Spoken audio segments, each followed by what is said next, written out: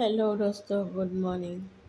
নিজৰ ৰাতিপুৱাই শুই উঠি নিজৰ মুখখন চাই আছিলোঁ আৰু ইমান দাগ হৈ গৈছে আৰু গৰমৰ কাৰণেও হ'ব পাৰে।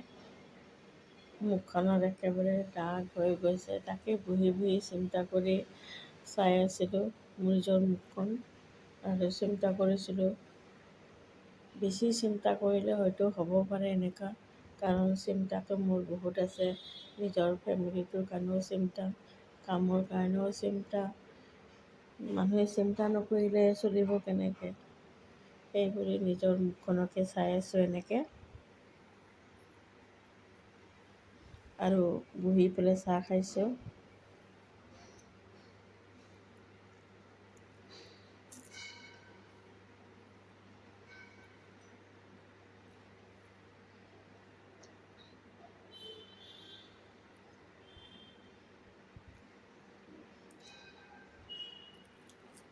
মেকআপ কৰিলেতো অলপমান ভালেই লাগে, মেকআপ চেকআপ নকৰিলে একেবাৰে বেয়া দেখে।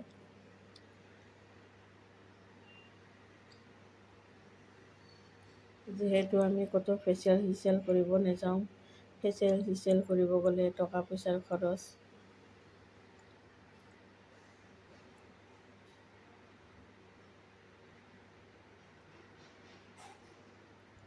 আৰু চশমা পিন্ধোঁ কাৰণে বেছি মুখখন দাগ হৈ যায়।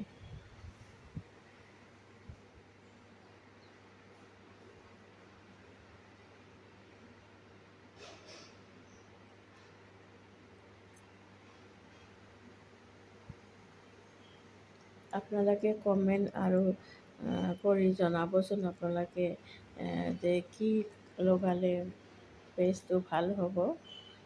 কোনোবা যদি কিবা ৰেমেডি আছে ক'বচোন, জনাব কমেণ্ট কৰি।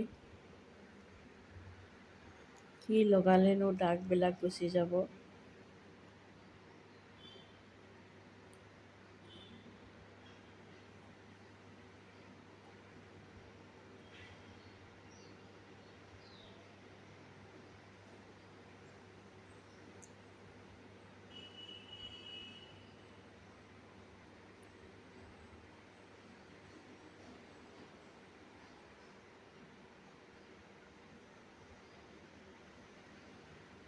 আৰু এয়া আছিল ৰাতিপুৱাই শুই উঠি মই নিজৰ ফেচটো চাই আছিলোঁ।